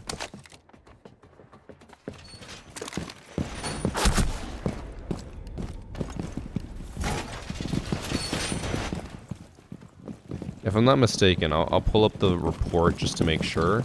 I believe in this match, they said that they accused him of cheating, and then so he stopped being blamed about it. And even here, when he jumps back inside, he kind of aims right above the line and moves his aim, or buck, and moves his aim kind of with him. As soon as he dies, he immediately looks away, which I don't think... If you were a legit player, you would be able to react that quickly to that person dying out there. That as soon as they die, he immediately looks away.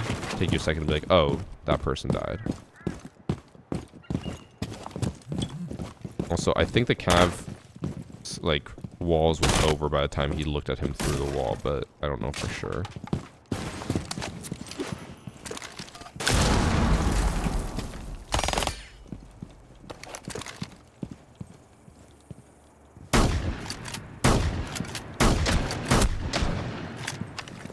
That ammo.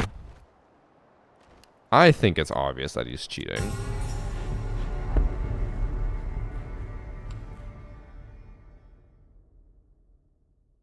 All the cheaters make the same mistake of un-ADSing and then look where people are and then re-ADSing to swing. Happens every time. I always tell my teammates to never accuse the cheater because they'll stop being blamed. We did have that in my match that made into a video yesterday. The cheater was on our team. The enemy team accused him of cheating, and so he stopped cheating in the match we were in. And then when I watched it back, I was like, oh, he was blatantly walling. But we had no idea because he stopped cheating. Okay. So he got 4 kills in the first 2 rounds, and then did almost nothing for the next 3 rounds. He saw Echo's, like, hip there. But there's no way he'd be able to know exactly where Echo was after not looking for like 1 second. It also looks like he activated a recoil cheat there. He had normal burst and then all of a sudden it was flat.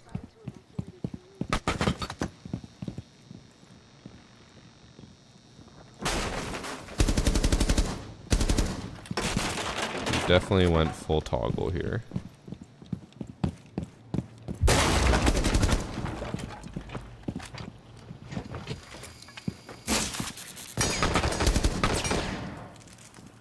Bro, he changed his aim to crouch level through the wall. Oh my god. Okay, well. If it wasn't obvious before, which it really should have been, he made it obvious there.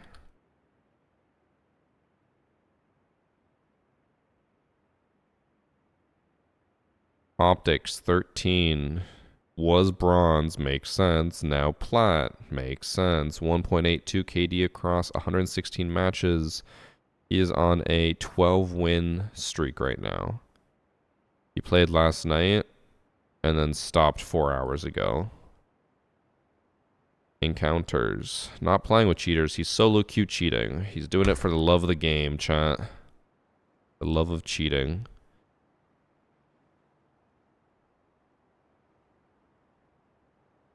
It's funny how much his KD or his headshot rating fluctuates. Like here he has 100% headshot rating on 10 kills, and then before that 11 kills, 27%. Like because he's bad and using cheats, it's like he's just very inconsistent.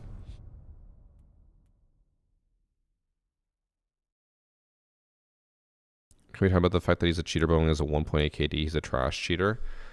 I mean, I do agree. I think he's a bad player who downloaded cheats, but I think he specifically is trying to hide it. So we saw there that he was cheating pretty blatantly at the beginning, stopped doing it for the middle, and then turned it back on at the end. So he's trying to be somewhat subtle about it. What will be the first variety game? Are you talking about for next week's variety streams? Well, I'm only going to do one game. So right now, the choices are Hollow Knight and Claire Obscura Expedition 33. I want to play Expedition 33. Majority of the community wants to watch me play Expedition 33, but I don't think I have enough time. I only have 5 days really, maybe 6 I could push that I could play it. And from what people told me, if you do absolutely zero side content, it's like 30 hours. So I'd have to stream like 6 hours every day of variety content. I'm like, I don't know if I want to do that much. I also like it is my week off basically. Like I'm gonna stream, but just not stream Siege. But I also don't want to be streaming 6 hours a day.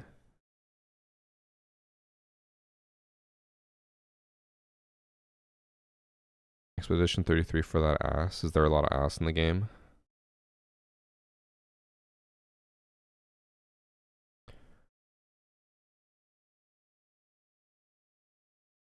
You better play it on your off time. Maybe after RimWorld. That is true, Renier. I was already thinking about, so me and Annie are, if we're going to Munich for the major, we're gonna take a vacation beforehand. And I was like, I need to talk to Ben and Josh ahead of time. I'm probably gonna book them for the full week, because like actually 2 weeks is drops. So Ben and Josh might have their work cut out for them. We'll see.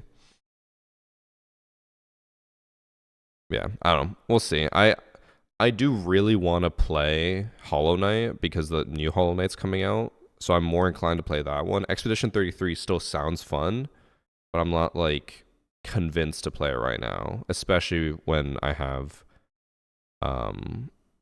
not as much time as I would like. Because I feel like that's a game I would want to take my time with, kind of like Baldur's Gate, and I'd want to do all the side stuff. And if I do all the side stuff, I think it's looking at like a 50-hour game, and I don't have the time for that.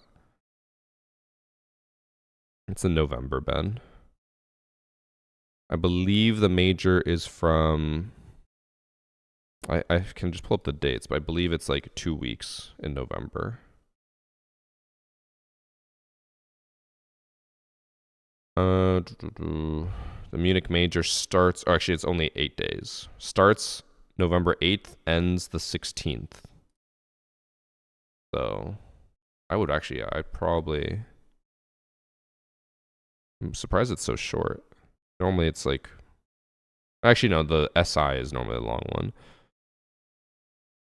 So if we were to go to the Munich major, we would probably take a vacation from like the 6th until the 13th, and then go to the Munich major and then come home. So you'd probably have to do the entire thing, Ben. Ben is going to take that and just be like, now I don't have to apply to jobs. All right. Last match of Hacker Replay. I think even adding the extra match, it's still going to be a very short Hacker Replay. In this match, we have Drift King TMD, who's accusing Madden Goat 123. Madden Goat is Ash, who picked up the diffuser, so I'm going to assume they're probably cheating, but I am going to quickly make sure that the right person was accused and they didn't submit themselves. It is correct. But I did see Ash is the first one to die to what looks like a spawn peak. No droning, typical. Just sprints out of spawn with not a care in the world.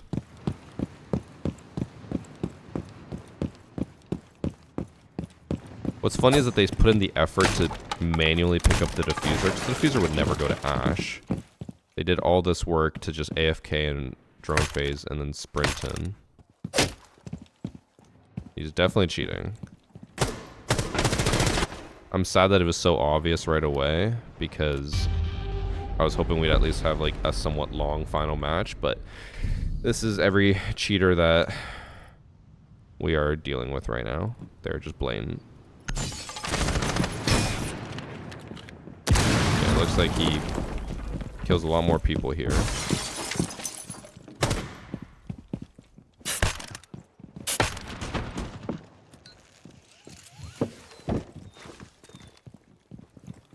I also just realized extended barrel, no grip on the Ash. He has full walls. He does not have anti-recoil, but full walls, no aimbot.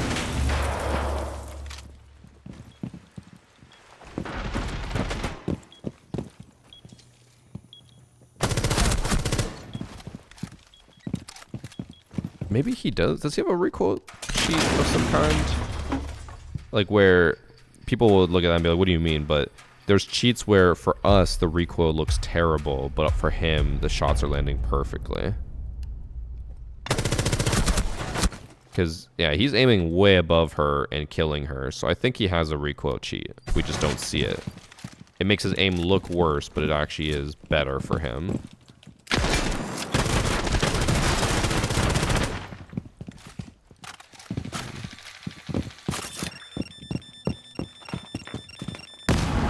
I do remember that being a big thing in the past where when you had a recoil cheat, you would shoot and your bullets would just, or like your gun would go straight to the roof, but on your end, it would look like they are like perfectly flat.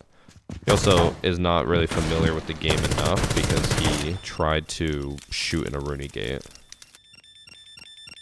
What I want to know is how does this go to overtime?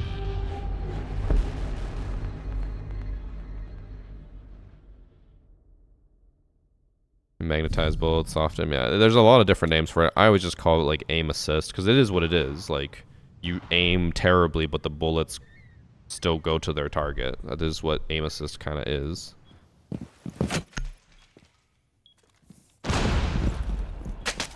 Also, I don't mean to spark a whole PC versus console debate right now, but I know there was a big talk about it because of Siege, or not Siege, because of COD.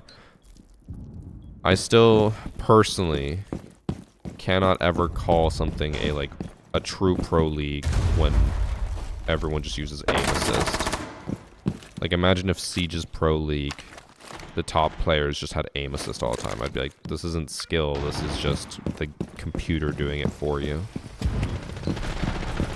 I know that upsets a lot of console players, but like if the game is aiming for you, that's not skill. He's really choppy, and I don't know why. Damn, he lost that while blatantly walling. Thanks for 7 months, Alfredo. But the reason I bring up the aim thing, or the aim assist, because like we don't look at this guy and say, wow, he is so good. Because even though he's missing his shots, the bullets are still going and killing people. And like for the same reason, we would not look at someone with aim assist and be like, wow, they're so good. Because that's not impressive to have the game aim for you. What I want to know is, what does he do here that he loses this gunfight? Because they lose the whole game. The cheater loses.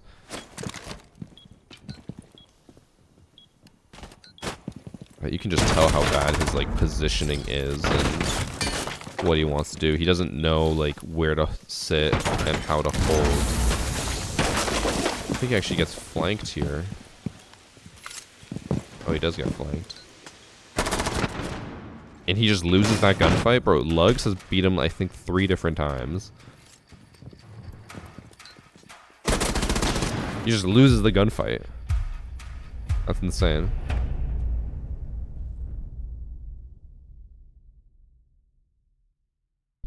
From what I remember, a lot of people did turn off aim assist. In what game?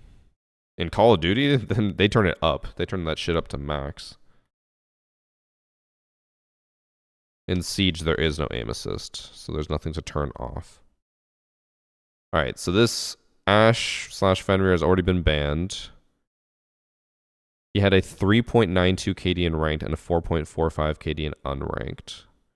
What I want to know is how long did it take for him to get banned? 31 matches this season. I would assume he started cheating this season. He was on PSN or PlayStation, but he never played before. Oh no, he did in 2023. Why can't I see matches from back then? Okay, so he played a lot on console back in the day.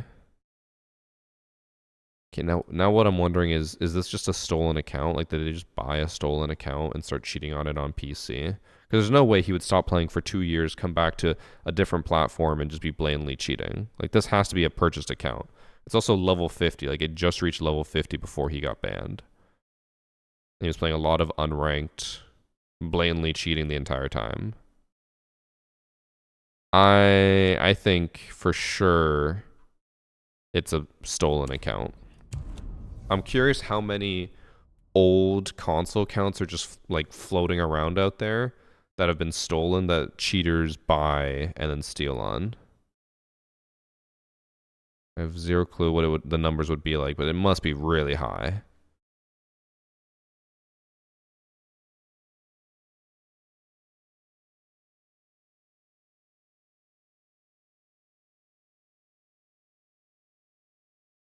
In COD, they used to turn it off a decade ago, but they don't do it now. Decade ago doesn't matter if they don't do it now. In Modern Warfare 3, having it off was the norm. I can tell you from my North American experience, that was not the norm. No one ever turned off aim assist. Everyone always kept that shit on. I didn't think, was there even an option? There must have been since you're saying that, but I do not remember there being an option to turn off aim assist.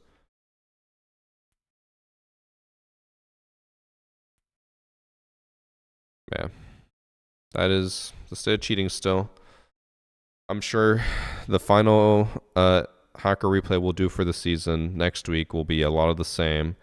If you guys have any interesting cheats or exploits or matches to send me, please do, because 90% of the submissions I get are blatant wall hacker, blatant aimbotter, blatant whatever. I'm like, we watched 7 matches and the video will probably boil down to like a 40-minute hacker replay.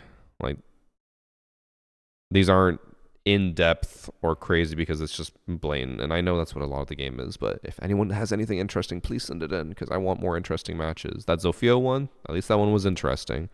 Bad names in it, but it had something new. But I guess we should also wait and see. The new season, normally whenever there's a new season, the cheats go crazy. Like, normally we have some of the craziest new cheats in the first week because they're just breaking everything they can. We'll see.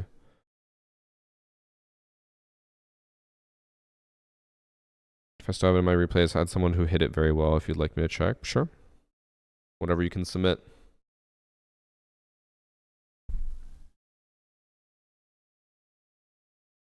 But that'll be for next week.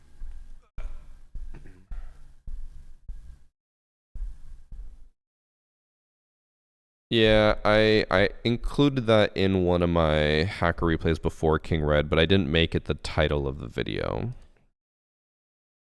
If you run into that, feel free to resubmit it or submit that cheat again, and then I'll rewatch it and then make a video about it for next week. But this week will be about the Zofia Infinite charges.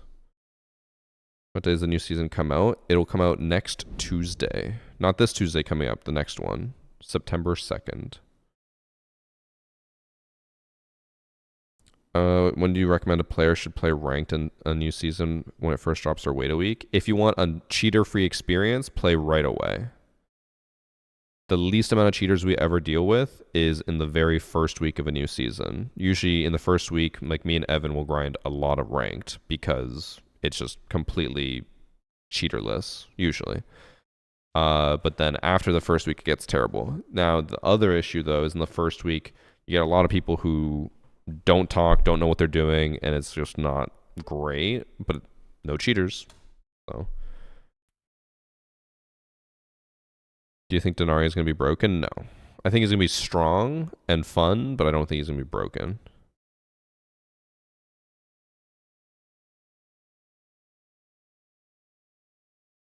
Junie, was it on Canal by chance? There's some pretty well-known Valkyrie exploit spots for that where you can see through hard walls.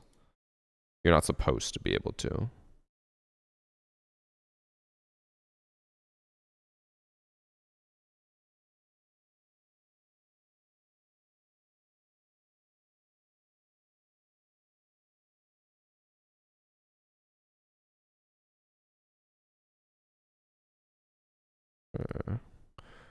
Alright, just closing a few things.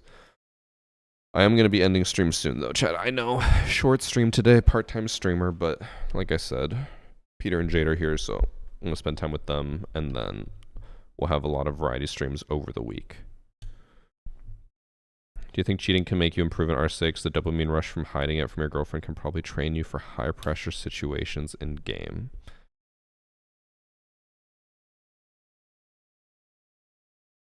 The craziest part about that, I know you're trolling, but the idea that someone who could cheat in a video game would have a girlfriend, that ain't happening.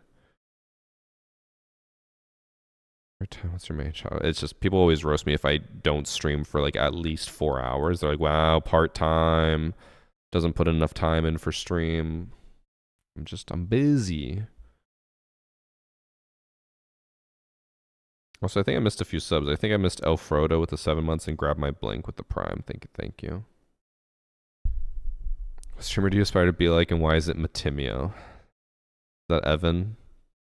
Chicken tikka masala?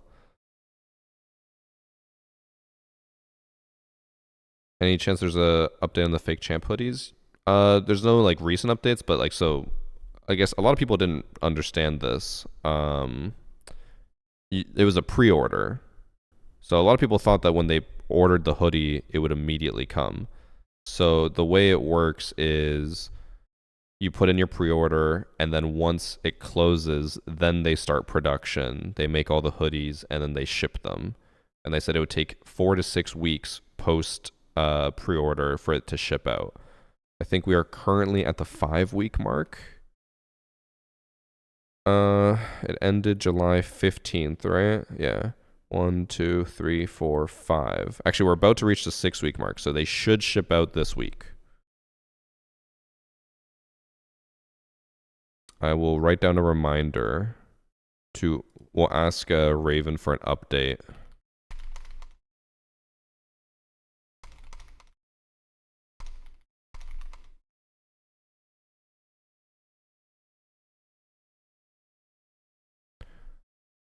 They said 3 weeks? No, 4 to 6 weeks. But it looks like it's taken the full 6 weeks. We also did get a lot more orders than I expected. I figured a good like sale of hoodies would be like 200. We made, I think it was just shy of 500 sales, which is crazy. Jack, I am going to refund you that because I'm going to be ending stream in a minute here. Short stream. Also, I'm letting you know this ahead of time, Jack, just because you're the one who always bitches and moans about it. The 1st of September is a day off for me because it's the day right before a new season.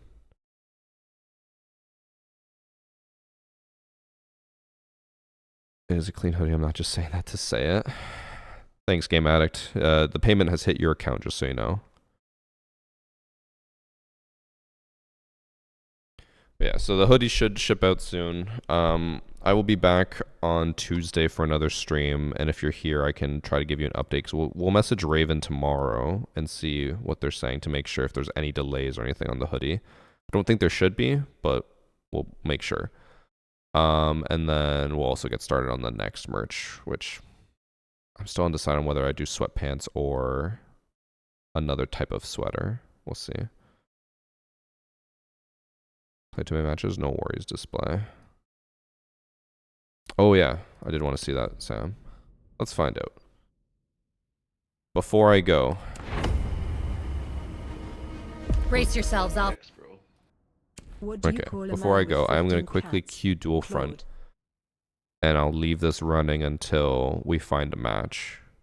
I just want to see how long it takes. And then maybe I'll make a TikTok about how dead dual front is if I don't find a match. What do you call a man with 15 cats? Claude. Oh. Thank you for the 15 months, Lindsay. Better be joggers over sweatpants. So what is the actual difference between joggers and sweatpants? Are sweatpants just like thicker and like more for cozy versus joggers are like thin and smaller? I don't know. No, hoodies are no longer available, Luffy. They were only available till July 15th. So then for what we'll do for the next merch will be probably in November. It'll probably be available for a month. Same thing. You can order it and then it'll ship probably in the new year. VG socks. I don't know about that. You sweat in the sweatpants, you jog in the joggers. Then to it the only correct answer, I'm assuming. Joggers have cuffed ankles. So I would assume, are these joggers? They have cuffed ankles.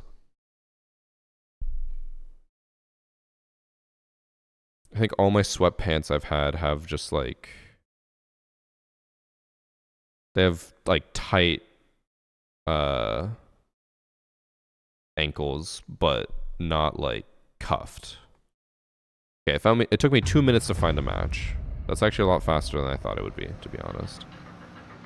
But still, 2 minutes for dual front I feel like is really long. Like if it's a very casual playlist, this should have been like instant or within 30 seconds.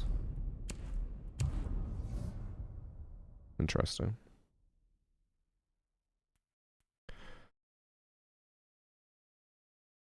I can't panic. I still have those too. Okay, chat. That's gonna be it for today. Super short stream. I'll be back on actually I guess we could quickly talk about it if you guys want. Would people hate me if I played Hollow Knight on stream instead of Expedition 33? Time to beat Expedition 33. 25 to 30 hours. Completionist run is 50 to 70 hours. Hollow Knight. Time to complete. 27 hours. It's about the same if I just focus on only the main thing. I don't know. I'll have to think about it. Really think about what I want to do. Hollow Knight or Expedition 33.